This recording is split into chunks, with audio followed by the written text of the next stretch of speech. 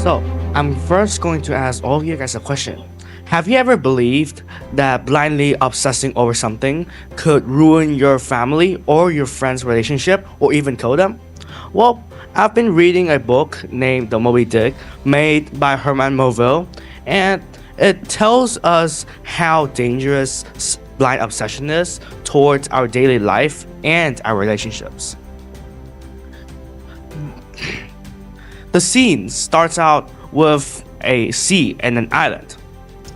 The world here has been taken over by whales, and they run rampant, destroying villages and killing civilians. We're introduced to a character named Captain Ahab. Captain Ahab is a sailor and a captain who hunts whales and gets bounty from the whales.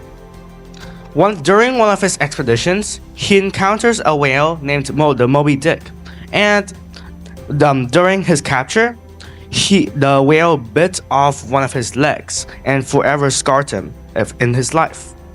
Instead of taking that loss, he takes it personally and swears that he's going to kill the whale by himself. What did he do, you may ask? He stole a ship along with his crew, deceiving them into thinking that they're gonna kill the whale in order to get a huge profit. But as we all know, it is wrong. What did he do to deserve this?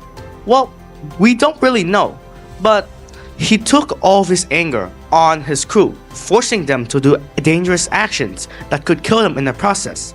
And if a crew member gets injured, he would just leave them out to die. That's how cruel Ahab was to their crew members and how desperate he was to kill the whale. So, in the end, did he actually kill the whale? Yes, of course he did.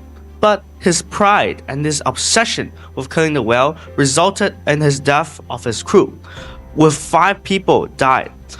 And the ship that he stole, sank down to the sea, never to be found again, along with his crew members. Even though one of his best friends, named Starbuck, tries to reason with him, saying that maybe hunting the whale isn't a good idea, but Ahab shuts this off, even scolding his friend for saying such an absurd idea, which shows that blind obsession could corrupt your mind and could ruin your friends or your family's relationship with each other. Some people say that Ahab is a great hero for killing the whale and saving multiple people, even villages, from harm. But I would say that his pride and his victory comes at a cost, because you cannot trade a kill with multiple sacrifices. A sacrifice is a sacrifice, but you can't sacrifice people for your own goals and beliefs, even if it is good.